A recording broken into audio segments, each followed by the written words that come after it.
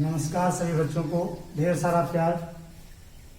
मैं आज आपको इस वीडियो के माध्यम से कक्षा 12 में उपयोगी और उसका पहला पाठ जो पवन दूतिका है, इसके रचनाकार अयोध्या सिंह उपाध्याय हरिओस जी, उसका मैं प्रथम पद आपको बताने जा रहा हूं। उसकी व्याख्या आपके सामने मैं करूंगा इस वीडियो के माध्यम से, और आपको मैं बताते चलूं कि इसकी व्याख्या तो परीक्षा में नहीं पूछी जाती है, इससे संबंधित प्रश्न पूछे जाते हैं। तो आवश्यक है कि आप सभी इस पद को मैं पढ़ा रहा हूं, ठीक से आप पढ़ेंगे और समझेंगे, और समझने के बाद इसी पद से प्रश्न किए जाएंगे, 5 प्रश्न किए जाएंगे।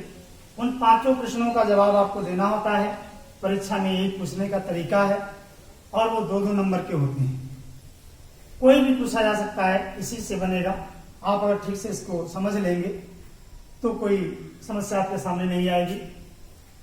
इस पद में अयोध्या सिंह उपाध्याय जी ने प्रभु श्री कृष्ण की प्रेमिका जो राधिका जी हैं, उनके दुख को व्यक्त किया है, और साथ ही साथ ये बतलाया है कि जो राधिका का दुख है स्वयं अपना ही दुख नहीं है, वह समाज के और संसार में जिन लोगों को भी परेशान देखा, उनके दुखों को भी हरने का प्रयत्न किया है। जब पूरा लेसन आप पढ़ेंगे तो समझेंगे। तो अभी तो इस पद में ये बतलाया गया है कि राधिका जी अपने घर में अकेली बैठी हुई थी।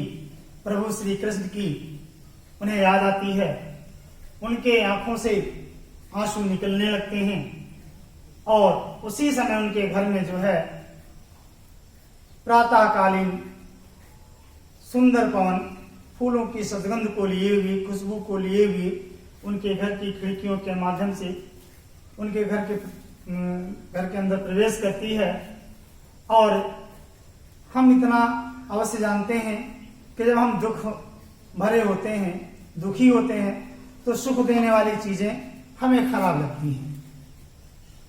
जैसे कि मान लीजिए हम किसी दुख में परेशान हैं और उस समय कोई मंगल सूचक जैसे वाद्य यंत्र है या कुछ भी बजाने लगता है तो हमें खराब लगने लगता है। उसी तरह की बात है।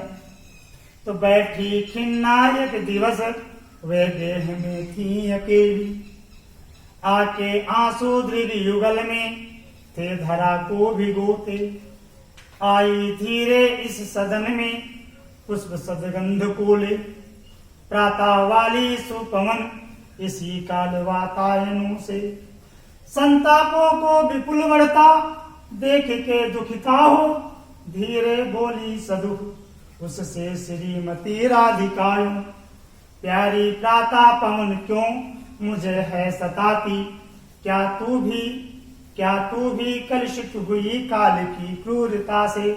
आप समझ रहे होंगे, बैठी खिन्ना यक दिवस, यानी राधिका जी खिन्न अवस्था में, दुखी अवस्था में, एक दिवस दिन वे अपने गेह घर में अकेली बैठी हुई थी। तभी उन्हें प्रभु श्री कृष्ण की याद आती है। प्रभु श्री कृष्ण उन्हें छोड़ करके मथुरा चले गए थे ना, उसी दुख में दुखी थी, और उनकी आंखों से आके आंसू दृढ़ युगल में, युगल कहा गया है, युगल माने 2 होता है, दृढ़ माने नेत्र होता है। उनकी आंखों में, दोनों आंखों में आंसू आ रहे थे, निकल रहे थे धरा को भिगोते। धरा मीन्स यहाँ पर पृथ्वी है, पृथ्वी पर आंसू उनके आंखों से निकल करके गिर रहे थे, अर्थात वो धरा को भिगो रहे थे, पृथ्वी को भिगो रहे थे। उसी समय क्या होता है, आई धीरे इस सदन में, धीरे से इस सदन यानी घर में, कौन से घर में, राधिका जी के घर में, आई धीरे इस सदन में, धीरे से राधिका जी के घर में पुष्प सदगंध को ले, फूलों की सुगंध को लेकर के आई। कौन आई, प्रातः वाली सुपवन, प्रातःकालीन सुंदर पवन इसी काल वातायनों से, वातायन मानी खिड़की होता है, अपनी घर की खिड़की के माध्यम से, उसी द्वार से प्रातःकालीन सुंदर पवन फूलों की सुगंध को लेकर के उनके घर में प्रवेश करती है।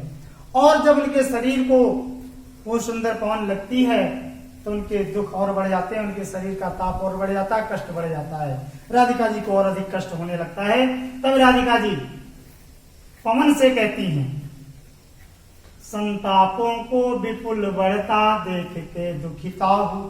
संतापनी दुखों को, अपने दुखों को विपुल बहुत अधिक बढ़ता हुआ देख करके दुखी होते हुए, कौन? राधिका जी दुखी होते हुए जब उन्होंने देखा कि हमारे दुख और अधिक बढ़े जा रहे हैं, हमारे कष्ट बढ़ रहे हैं, कम होने चाहिए, तो दुखी होते हुए धीरे बोली सदुख, बड़े दुख के साथ धीरे से राधिका जी बोली, श्रीमती राधिका।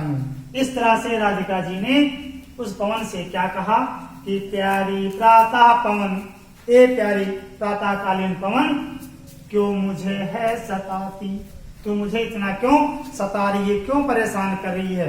लगता है कि तू भी कलुषित हुई।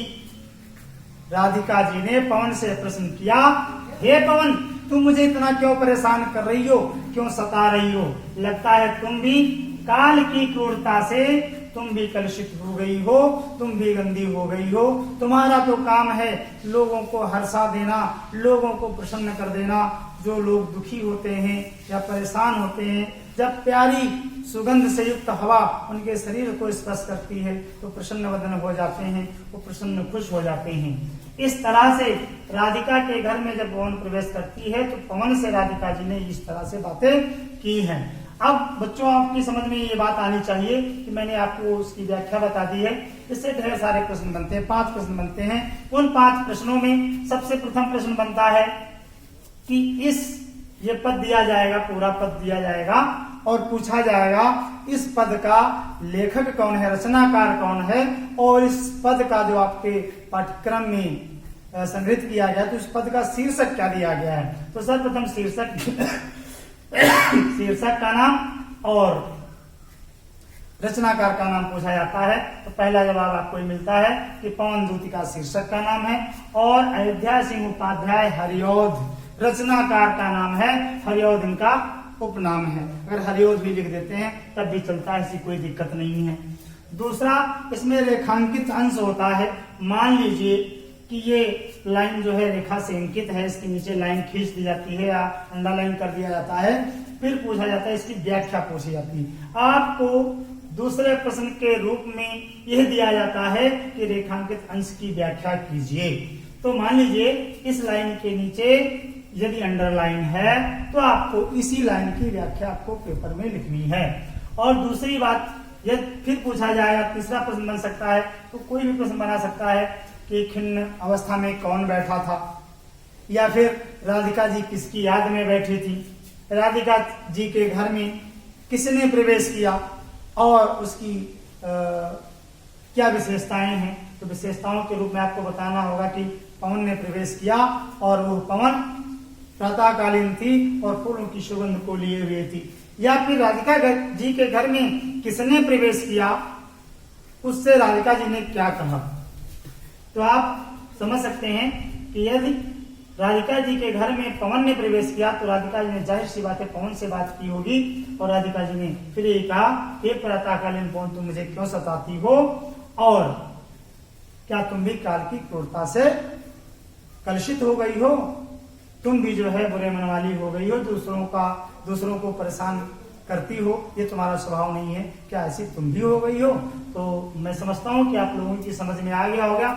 ये जो है कक्षा 12 चाहे बायो वर्ग हो या मैथ वर्ग हो या फिर एजी वर्ग हो, सभी या फिर कला वर्ग हो, सभी कक्षाओं के लिए उपयोगी है और आप सभी लोग इसे ढंग से पढ़ेंगे और समझेंगे। यदि इससे रिलेटेड कोई प्रश्न आपके मन में बनता है तो फिर जो है हमें आप जो है व्हाट्सएप के जरिए या फिर यूट्यूब पर आप हमें कमेंट के जरिए हमें बता सकते हैं, मैं उसका आपको जो है अवश्य जवाब दूंगा। और तब तक के लिए मैं नमस्कार। मैं अगले वीडियो में आपको इसका अगला पदार्थ बताऊंगा। धन्यवाद।